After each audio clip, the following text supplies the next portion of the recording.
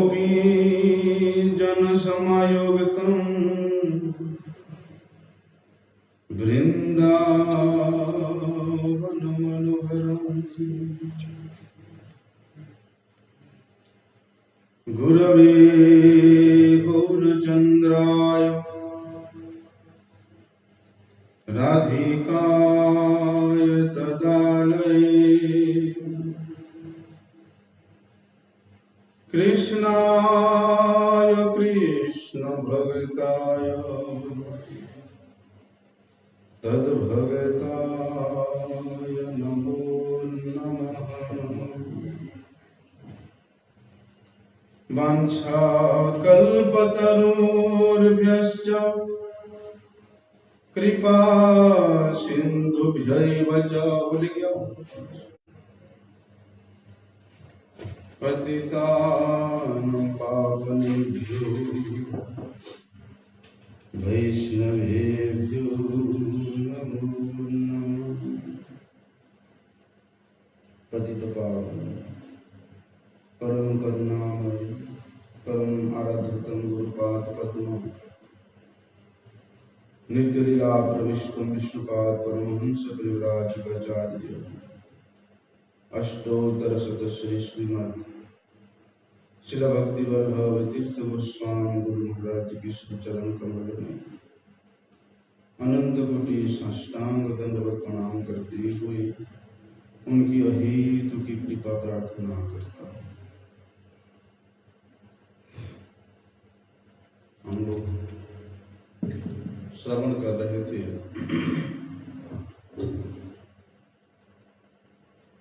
कि विशेष रूप से जो साधक भक्ति के पथ पर अग्रसर होना चाहता है उसके लिए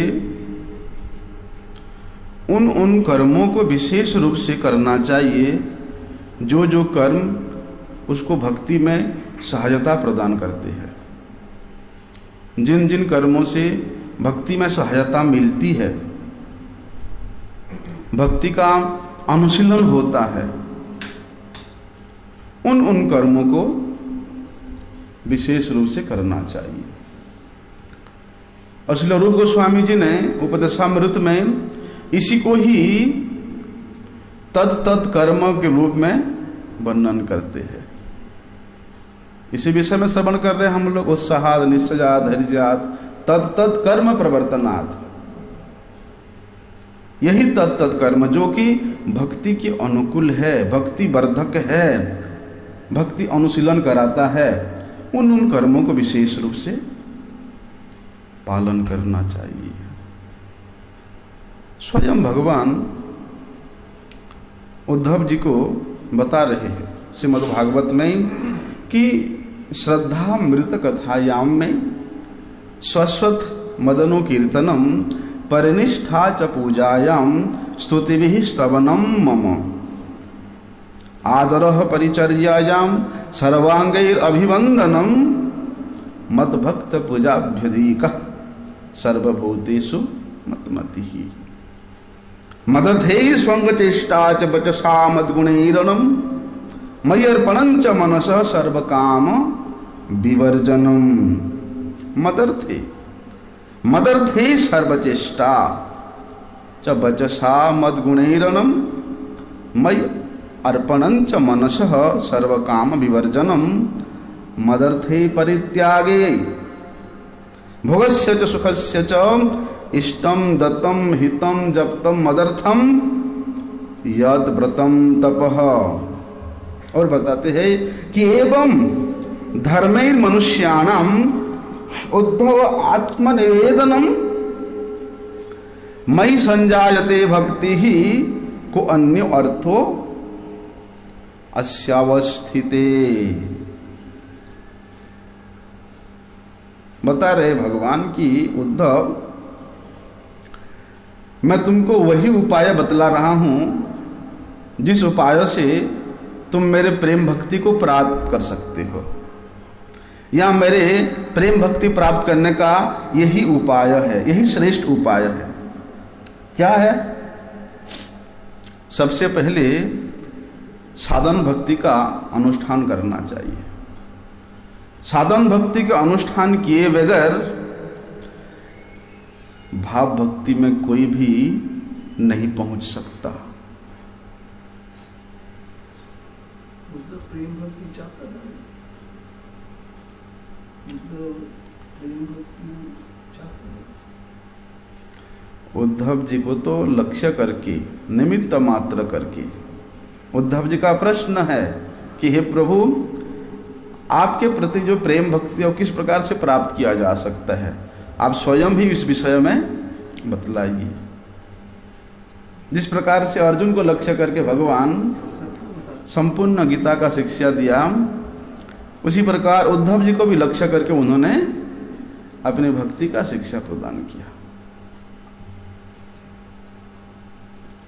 इसलिए साधन भक्ति का अनुष्ठान करना चाहिए सबसे पहले, और इसे साधन भक्ति से ही करते करते, साधन करते करते करते करते वे प्रेमा भक्ति की प्राप्ति होती है।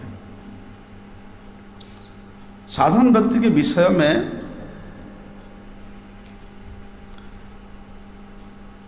भगवान कहते हैं कि साधन भक्ति के विषय में जो मेरा प्रेमा भक्ति को प्राप्त करना चाहता है तो उसके लिए क्या साधना करना चाहिए? बोलते हैं वे मेरी जो अमृतमयी लीला कथा है उन कथाओं के प्रति विशेष श्रद्धा रखे, मेरे पूजा में अत्यंत निष्ठा रखे, स्तोत्रों के द्वारा मेरा स्तुति करे, समस्त प्राणियों में मेरा ही संबंध का दर्शन करे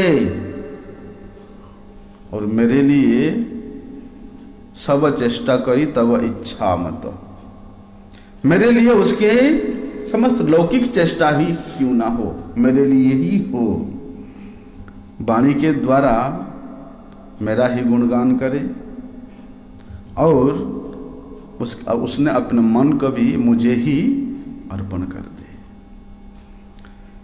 जितने भी कामनाएं हैं उसके समस्त कामनाओं को छोड़ दे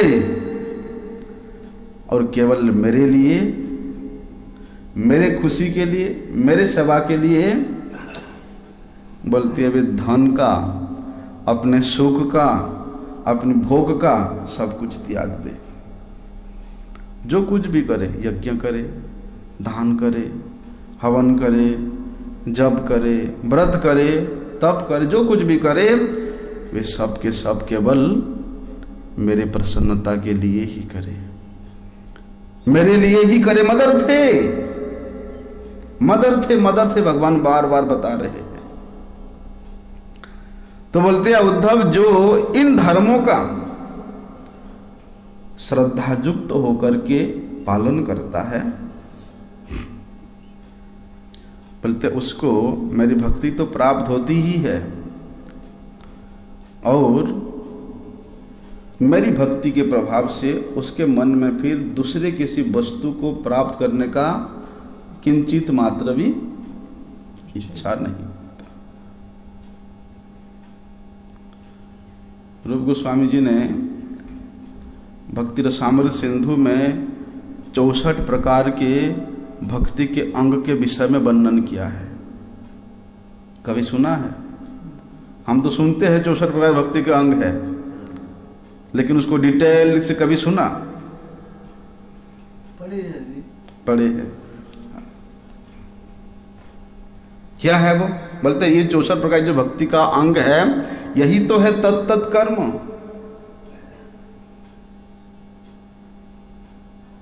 बोलते इन्हीं 64 प्रकार के भक्ति के अंगों के द्वारा ही साधना करना है, यही है तत्त कर्म प्रवर्तनात्। और ये रूप गोस्वामी जी ने भगवान के मुख विगलित जो वाणी है जिसको उन्होंने उद्धव जी को बताए है उसी को ही संग्रहित करके उन्होंने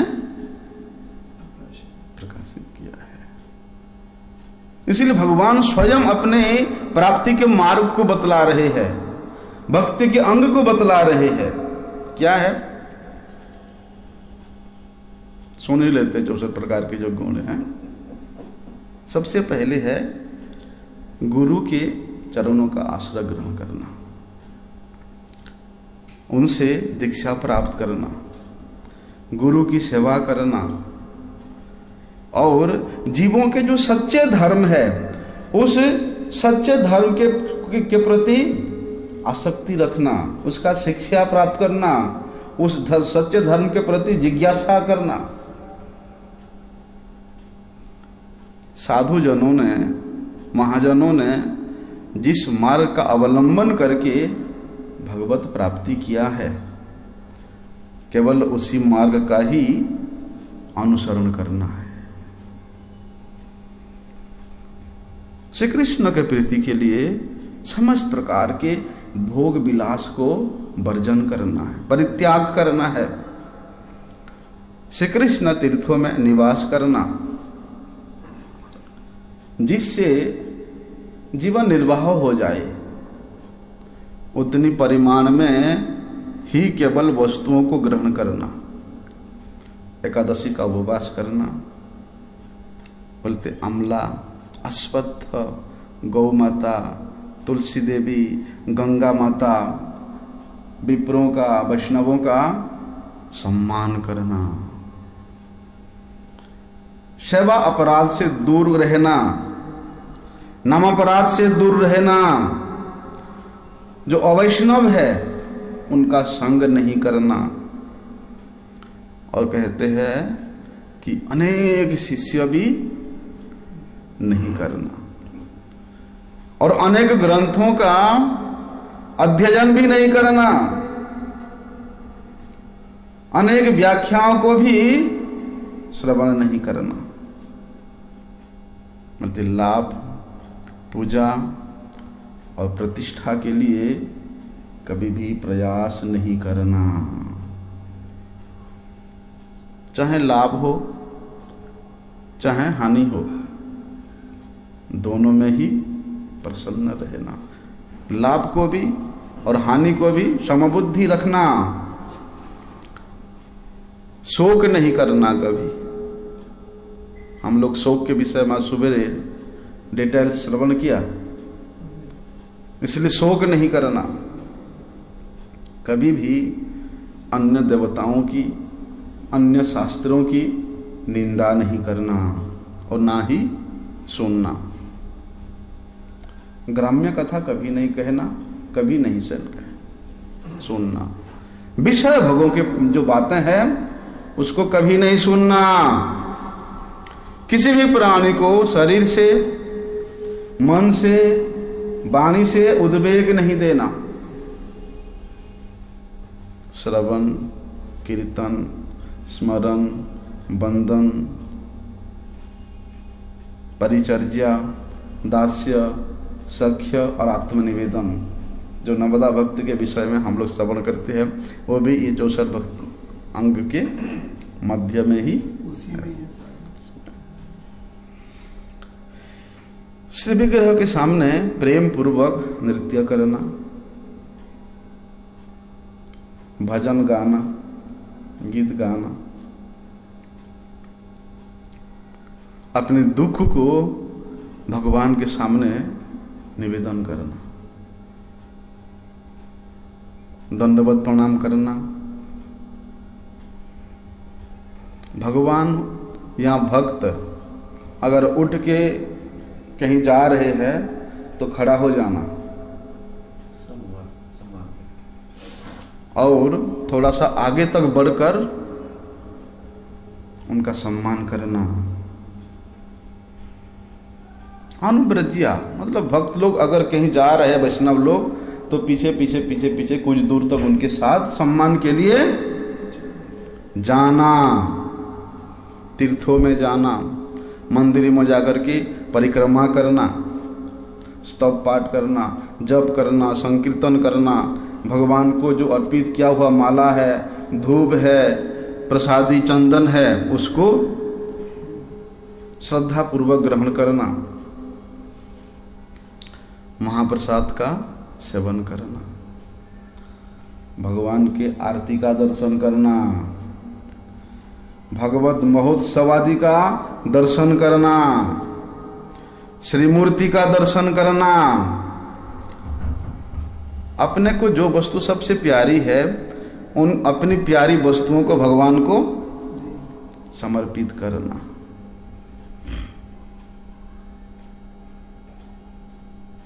ध्यान करना, भगवत स्वरूप की, भगवत रूप की ध्यान करना, तुलसी की सेवा करना, वैष्णवों की सेवा करना, भगवत धामों में वास करना,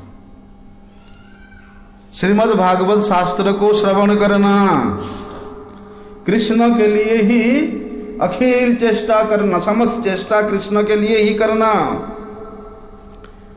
उनकी कृपा की प्रतीक्षा करना और भक्तों के साथ भगवान के आविर्भाव तिथि का, भगवान की जन्म तिथि का विशेष रूप से अनुष्ठान करना, पालन करना, महोत्सव मनाना। बोलते सब तरह से भगवत शरणागति को ग्रहण करना, कार्तिक व्रत पालन करना, पुरुषोत्तम व्रत पालन करना, वैष्णव चिन्ह इत्यादि धारण करना, और कहते हैं हरि नाम को अपने शरीर पर अंकित करके धारण करना, वो भी भक्ति के अंग है। निर्माल्य धारण करना, चरणामृत पान करना, सत्संग करना, नाम संकीर्तन करना, श्रीमद् भागवत का आस्वादन करना और श्रद्धा पूर्वक श्री मूर्ति का सेवा करना। ये है 64 प्रकार के भक्ति के अंग। निर्माल्य बोला था, क्या है? निर्माल्य होता है भगवान की चरणों में अर्पित तुलसी को निर्माल्य बोलते हैं। उसको धारण करना। इसलिए आदौ गुरु पदाश्रय, सबसे पहले साधक का कर्तव्य है कि वे गुरु के शरण में जाए, श्री गुरु पदाश्रय ग्रहण करे, क्योंकि गुरु पदाश्रय के बिना मंगल कभी नहीं हो सकता।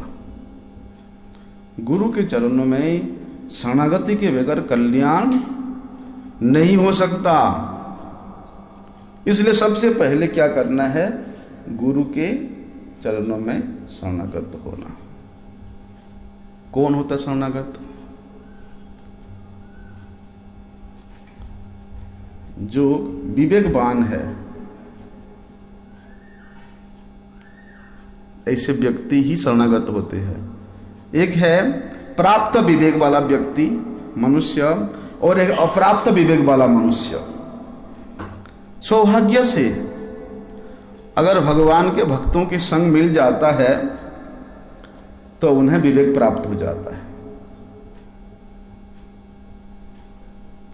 और भगवत भक्तों का संग मिलने पर भी जो उसका लाभ लेना नहीं चाहता है, उसका विवेक कभी प्राप्त हो ही नहीं सकता है। वो अप्राप्त विवेक वाला मनुष्य है।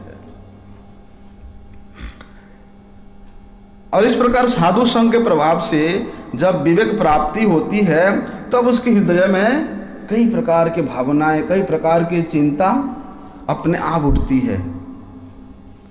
और साधुओं के मुख से जैसे जैसे उसने गुरु पदाश्रय के महिमा को श्रवण करता है तब वे सोचता है, हाय हाय मैं कितना दुर्भागा हूं, मैं कितना मंदभागा हूं कि मैं हमेशा विषय भोगों में ही लगा रहा। मेरा सारा जीवन एक पशु की तरह बीत गया, अब मैं क्या करूं? बोलते हैं जिस महात्मा के संग से, जिस महात्मा के संग के प्रभाव से उस प्रकार व्यक्ति के मन में अगर इस प्रकार के भाव आता है, अपने आप को धिक्कारता है, पश्चाताप करता है कि मैं इतना समय यूं ही गवा दिया, बोलते उस महात्मा के संग को क्या कहते हैं? बोलते हैं श्रवण गुरु का संग कहते हैं। उस महात्मा से श्रवण किया तभी उसको विवेक प्राप्त हुआ, पश्चाताप किया तो उस महात्मा के संग को श्रवण गुरु संग कहा जाता है। अगर उसी महात्मा के संग करते करते सौभाग्य से उसमें श्रद्धा की उत्पन्न होती है तो श्रद्धा होने से भजन करने की लालसा होती है, श्रद्धा से ही भजन की इच्छा पैदा होती है। उस समय गुरु का पदाश्रय करना अत्यंत आवश्यक है। इसलिए जो अप्राप्त विवेक वाले व्यक्ति है, अगर सौभाग्य से उनका भी विवेक प्राप्त हो जाता है, वे भी विवेकवान हो जाते हैं, तो उनको भी सबसे पहले क्या करना चाहिए? गुरु के चरणों का आश्रय ग्रहण करना चाहिए। लेकिन गुरु कौन है? कैसे जानेंगे गुरु कौन है? शास्त्र में तो बता दिया, संतों ने भी बता दिया, महात्मा ने, श्रवण गुरु ने बता दिया कि गुरु का पदाश्रय करना विशेष आवश्यक है। लेकिन गुरु है कौन? कैसे समझेंगे कि कौन गुरु है और कैसे गुरु का आश्रय ग्रहण करना चाहिए? ये भी तो जानना चाहिए कि जितने भी गुरु नामधारी व्यक्ति है, हर किसी से हम दीक्षा ले लें, हर किसी का पदाश्रय कर ले? नहीं। इसलिए ये एक विचार करना चाहिए। जैसे भेड़ होता ना, भेड़, उसका जो चराने वाला है पीछे नहीं जाता, आगे ही चल जाता है। या एक भेड़ जिधर जाएगा पूरे के पूरे मंडली उधर जाएगा। देख समझेंगे नहीं, आगे खाई है, आगे नदी है, आगे कांटा है, नहीं, वो जा रहा है मतलब उसके पीछे पीछे ही। ऐसा नहीं, इसलिए विचार करना चाहिए कि कैसे गुरु का आश्रय ग्रहण करूं। विशेष रूप से जिन्होंने काम, क्रोध, लोभ, मद, मोह और मात्सर्य, ये जो 6 प्रकार के रिपु है, इसको जिन्होंने जीत लिया है और उसको समझने तो बताया, वाचो वेगम मनसः, क्रोध वेगम, जीवा वेगम, उदर उपस्थ वेगम, एतान वेगान जो विसहेत धीरम सर्वामपि माम पृथ्वीम स, बता दिया कि जो ये 6 प्रकार के रिपुओं को जीत लिया है,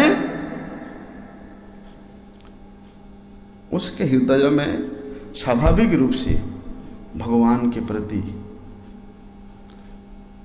श्री कृष्ण के प्रति स्वाभाविक रूप से एक अनुराग होता है। शरीर के प्रति जिसका राग खत्म हो गया, समाप्त हो गया, शरीर संबंधी वस्तुओं के प्रति जिसका राग खत्म हो गया, केवल वही व्यक्ति ही भगवान के प्रति, कृष्ण के प्रति अनुराग पैदा कर सकता है।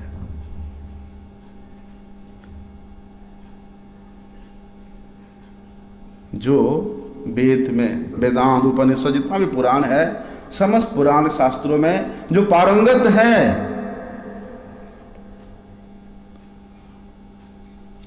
साधुजन गुरु मान करके जिनके प्रति श्रद्धा कर सकते हैं, जिनके इंद्रियां बस में है, जो समस्त प्राणियों के प्रति दया का भाव रखते हैं, जो शांत है, निष्कपट है, सत्यवादी है, बोलते ऐसे व्यक्ति ही गुरु होने लायक है, ऐसे व्यक्ति ही गुरु होने योग्य है। और विशेष गुण क्या है? श्री कृष्ण के प्रति अनुराग होना ही गुरुदेव का स्वरूप गुण है। इसीलिए बताया कि तद विज्ञानार्थम सगुरुमेव अभिगच्छेत। किस प्रकार के गुरु? श्रोत्रिय ब्रह्मनिष्ठम, जो समस्त श्रुति शास्त्र वेद पुराणों में पारंगत है और ब्रह्मनिष्ठ है, अर्थात श्री कृष्ण के प्रति जिनका विशेष अनुराग है, प्रीति है, आसक्ति है, वे है गुरु के स्वरूप लक्ष्य, स्वरूप गुण है। और बाकी जो सब तटस्था गुण के रूप में। इसलिए श्रीमन महाप्रभु जी क्या कहते हैं कि केवल सन्यासी ही गुरु हो सकता है, ऐसे बात तो महाप्रभु नहीं बताया। केवल सन्यासी ही प्रेम प्रदान कर सकता है, ऐसे बात तो श्रीमन महाप्रभु ने बताया।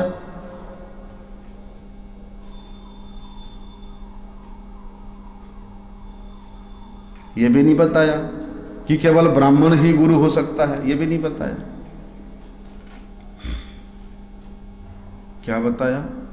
कि वा विप्र कि वा न्यासी शूद्र केने नए जय कृष्ण तत्ववेत्ता सही गुरु हुए।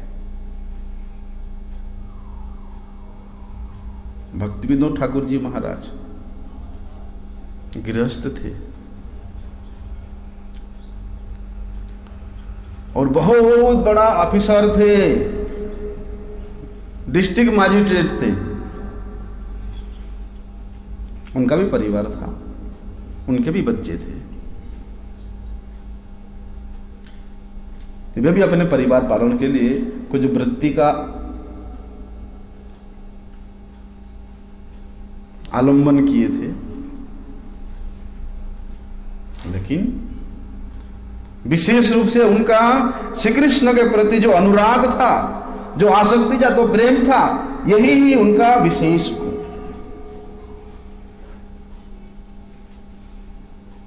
इसीलिए चाहे विप्र हो, चाहे सन्यासी हो, चाहे वे शूद्र ही क्यों ना हो, अगर वे कृष्ण तत्ववेत्ता है, अगर वे कृष्ण के प्रति अनुरागी है,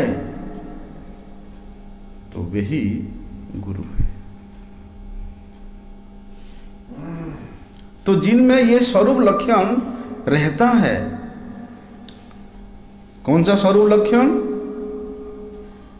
श्री कृष्ण के प्रति अत्यधिक प्रेम।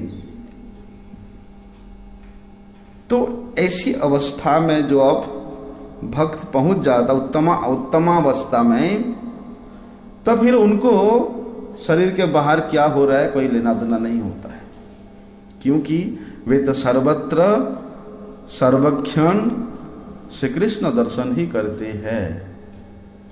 वो तो कहते जब तक इस प्रकार की स्थिति ना आए, उत्तम अधिकारी का स्थिति जब तक ना आए, तब तक अपने को गुरु के रूप में प्रतिष्ठित मत करो, क्योंकि ये इमं परंपरा प्राप्तम इम राजर्षयो विदुहु, ये गुरु परंपरा के माध्यम से योग्य व्यक्ति को ही उस गुरु का पद प्राप्त होता है, अयोग्य को नहीं। और क्या क्या योग्यता है? वो सारी योग्यता गुरुदेव ही निर्णय करते हैं, जो हमने अभी श्रवण किया। इसलिए विशेष रूप से जिनमें ये स्वरूप लक्षण है, श्री कृष्ण के प्रति जिनमें अनुराग है, कोई बात नहीं, एक दो तटस्थ लक्षण उनमें ना भी हो, उसमें कोई हर्ज नहीं है, वे गुरु होने योग्य है। लेकिन जो एक दो तटस्थ लक्षण के बारे में बताया, आचारवान पुरुषो वेद हो, बोलते जो आचारवान पुरुष है वास्तव में उसको ही गुरु के रूप में जानना। वे अपने आचरणों में कहीं भी लेश मात्र कमी नहीं होने देते, क्योंकि यद यद आचरति श्रेष्ठ तत्तद एव इतरो जना, सजग प्रमाणम कुरुते लोकस्तद अनुवर्तते। कई बार शरीर साथ नहीं देता है, कई बार श्री कृष्ण प्रेम में इतना आप्लावित भी रहते हैं, कई बार श्री कृष्ण के नित्य सेवा में नियोजित रहने पर भी वे दूसरे के मंगल के लिए आचरण करते हैं। शरीर साथ नहीं दे रहा है, लेकिन फिर भी वे आचरण करते हैं। उनको जरूरत नहीं है। इस प्रकार तटस्था लक्षण के जितने भी गुण हैं उनको आचरण करने की जरूरत नहीं है। वे गुरु पदवाच्य व्यक्ति जिस स्थिति पे होते हैं, लेकिन उन्होंने केवल दूसरों के मंगल के लिए, दूसरों की शिक्षा के लिए उसको आचरण करते हैं।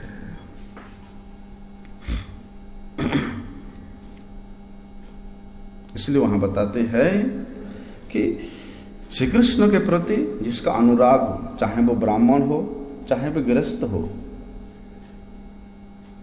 अगर श्री कृष्ण का विशेष अनुराग है तो वे गुरु, वे कृष्ण तत्व ज्ञाता है।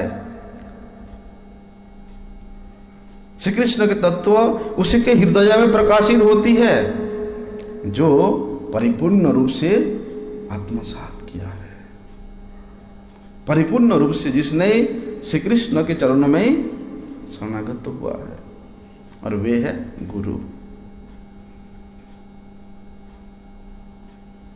लेकिन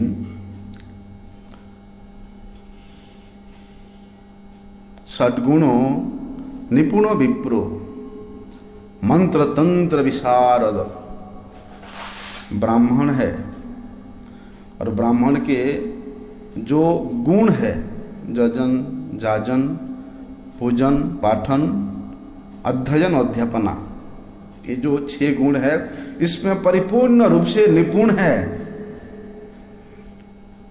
लेकिन उसके हृदय में विष्णु भक्ति नहीं है, कृष्ण भक्ति नहीं है, वे गुरु होने लायक नहीं है।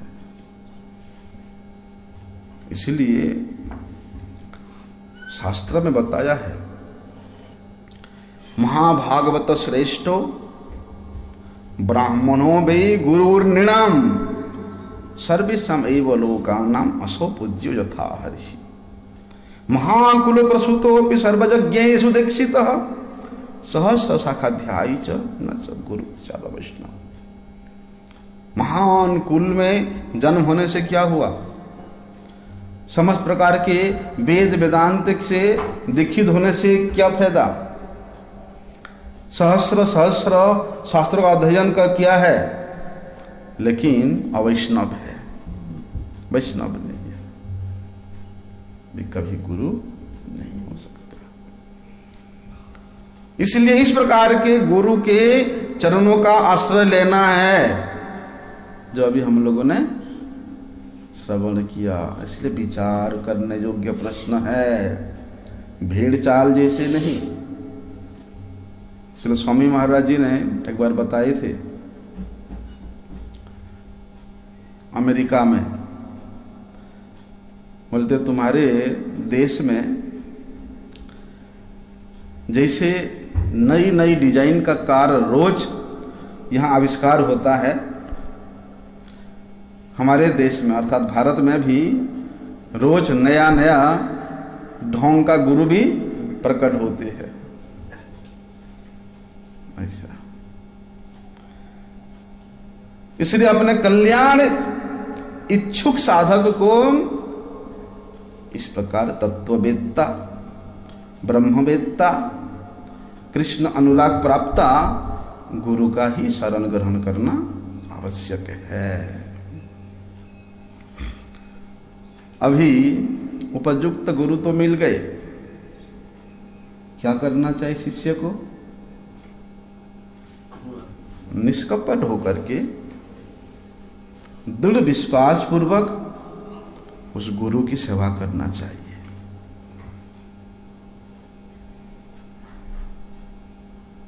कैसा सेवा? आप लोगों ने सुना होगा, और का नाम गुरु ने भेजा कि अरणी देखो अभी बारिश हुआ है, और बारिश में अगर पानी सब नीचे चला जाएगा तो खेती में हमारा जो फसल है अच्छा नहीं होगा, इसलिए तुम जा करके उस पानी को खेती में ही रुकने के लिए प्रयास करो। गुरु ने भेज दिया। अरणी एक फावड़ा लेकर के खेत में गया, काफी प्रयास किया उस खेती के पानी को रोकने के लिए, लेकिन जैसे मिट्टी डालता ऐसे उसको बहा ले जाता। अंतिम में उसने क्या किया, स्वयं भी वहां पर लेट गया, सो गया, और लेट के उसने उस खेत के पानी को, शाम हो गया, रात हो गया, अरणी वापिस नहीं आया आश्रम में। गुरु एक लालटीन लेकर के अपने शिष्यों के पास जाके, अरणी अरणी तुम कहाँ हो? वो वहीं पड़े पड़े आवाज दे रहे, गुरुजी मैं आपके सभा में नियुक्त हूं। गुरु आके देखते हैं, वाह क्या गुरु सेवा है। वो शिक्षण ही गुरु ने उसको सर्व विद्या में सिद्धि प्राप्त करने का आशीर्वाद दे दिया। इसलिए गुरु शुश्रूषणम भक्त्या, गुरु शुश्रूषा से ही बोलते हैं जो अलभ्य वस्तु है वो भी लाभ हो जाता है। इसलिए गुरुदेव को प्रसन्न करने के लिए उस शिष्य को, उस साधक को प्रयत्न करना चाहिए। गुरुदेव को प्रसन्न करके उनसे दीक्षा मंत्र ग्रहण करना चाहिए। कुछ लोग दीक्षा के विरोधी होते हैं, कुछ गुरु भी दीक्षा के विरोधी होते हैं, और कुछ लोग ऐसा होते हैं जो कि दीक्षा लेते ही नहीं है, उदाहरण देने लगते हैं। जड़ भरत जी महाराज कौन सा दीक्षा लिया था? ऋषभ देव ने कौन सा दीक्षा लिया था? इस प्रकार का वो लोग उदाहरण देने लगते हैं और ये भ्रम पैदा करता है, अरे दीक्षा फिक्षा तो बेकार है, क्यों लोगे बेकार। कुछ लोगों को ऐसा धारणा होता है, और यही लोग क्या करते हैं, बनावटी कीर्तन करके ढोंग करते हैं और अपने को वैष्णव के रूप में प्रचार करते हैं। गुरुजनों ने, वैष्णव जनों ने, हमारे पूर्वाचार्यों ने कितना सुंदर सुंदर पद लिखा है। समस्त शास्त्रों के निचोड़ को उन्होंने अपनी पदों के माध्यम से रचना कर डाला।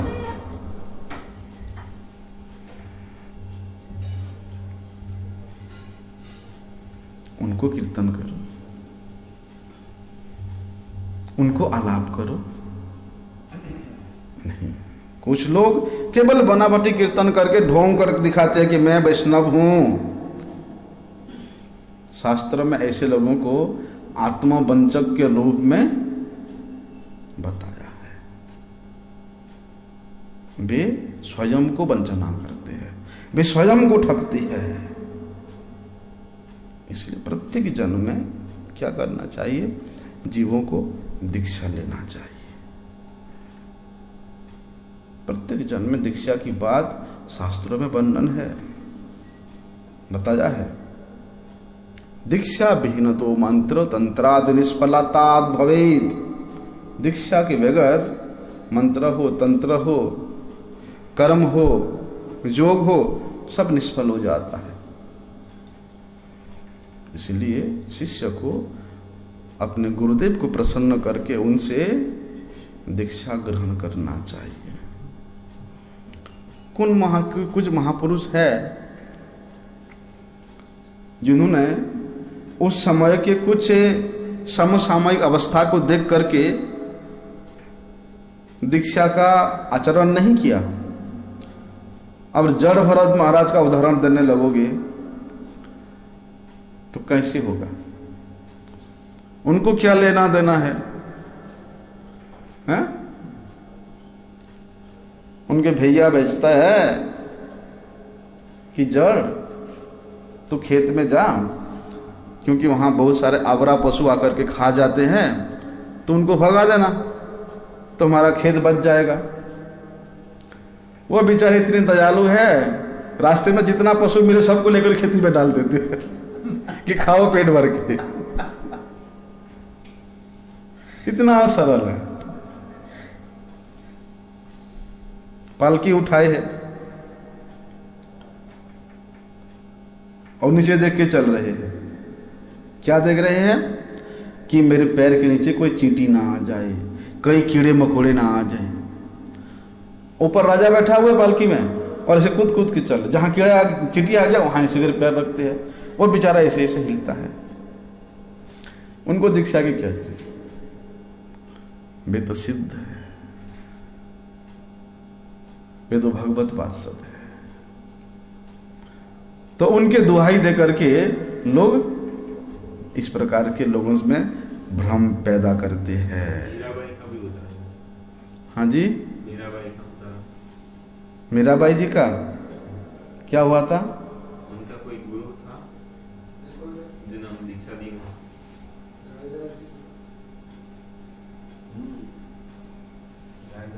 कौन? रैदास जी उनके गुरु थे ना? कुछ लोग रविदास जी मानते हैं, कुछ लोग रायदास जी।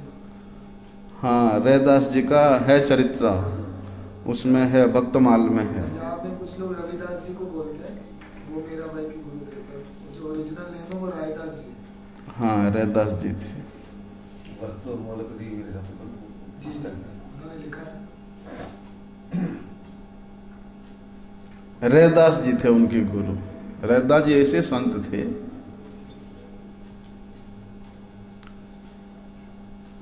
गंगा के किनारे में चुपचाप रहते थे, और गंगा की पल्ली पार में थोड़ा दूर में ऐसा एक राज्य था जहां पर कई वर्षों से बारिश नहीं होता था, अकाल पड़ गया था। राजा चिंतित है, क्या करे क्या करे। तब राजा को सपना देश हुआ कि उस पार में जो महात्मा है, उस महात्मा को किसी प्रकार से अगर तुम्हारे राज्य के धरती पे चरण डलवा दोगे तो यहां पर बारिश होगा। बहुत लंबा स्टोरी है। छल से, बल से, कौशल से उन्होंने उस महात्मा को अपने देश में पधारा, तभी वहां फिर बारिश। ऐसे संत रैदास जी महाराज। इसलिए उनके आदर्श को लोग दिखाते हैं, लेकिन वास्तव में दीक्षा ग्रहण करना शिष्य का कर्तव्य है, और तभी ग्रहण करना चाहिए, चाहे दीक्षा हो चाहे संन्यास हो। किसी को घूस दे करके नहीं, किसी के कहलाने से नहीं, बल्कि गुरु को प्रसन्न करके। गुरु को प्रसन्न करके ही दीक्षा लिया जाता है, गुरु को प्रसन्न करके ही संन्यास लिया जाता है। आजकल तो मीटिंग होता है जी, जीबीसी का मीटिंग होना है, किसको किसको संन्यास देना है, बुलाओ मीटिंग बुलाओ। ये सन्यास का विधि नहीं है। गुरु सेवा के द्वारा गुरु को प्रसन्न करके तभी दीक्षा शिक्षा आदि लिया जाता है, जबरदस्ती नहीं। यहाँ अपने योग्यता दिखा करके नहीं, अपनी पारदर्शिता दिखा करके नहीं, अपने बल दिखा करके नहीं, यहाँ अपनी प्रचार करने का चातुर्यता को दिखा करके नहीं। इसीलिए वह बताया है, कुछ महापुरुषों ने कुछ विशेष अवस्था को देख करके उन्होंने ऐसा आदर्श दिखाया जहां पर दीक्षा की जरूरत नहीं था, लेकिन इसको सर्वसाधारण के लिए विधि के रूप में, नियम के रूप में नहीं मान सकते, प्रचार नहीं कर सकते। अब ध्रुव जी स्वयं इसी पार्थिव शरीर से ही वे भगवत धाम को पधारे थे, तो क्या सब लोग जा सकते पार्थिव शरीर लेकर के? ध्रुव जी ने मृत्यु के सिर पे पैर रख करके वे उस विमान में सशरीर आरूढ़ हुए थे। अरे ध्रुव जी ने तो सशरीर भगवत धाम को गया था, हम भी सशरीर जाएंगे, क्या संभव है ये? इसलिए जो विधि है, जो नियम है, जो एक श्रृंखला है, उसको पालन करना शिष्य के लिए आवश्यक है। शिष्य तभी कहलाता है जब वे शासन को स्वीकार करता है, और जब वे शासन स्वीकार करके शिक्षा को ग्रहण करता है, तभी वे शिष्य है। तो ये 64 प्रकार के भक्ति के अंग में से 2-3 हम लोगों ने श्रवण किया। गुरु पदाश्रय के बाद गुरु शुश्रूषण, गुरु सेवा करना, आगे का विषय कल श्रवण करें। वंशा कल्पतरुभ्यश्च कृपा सिंधुभ्यैव च पतितानां पावनेभ्यो वैष्णवेभ्यो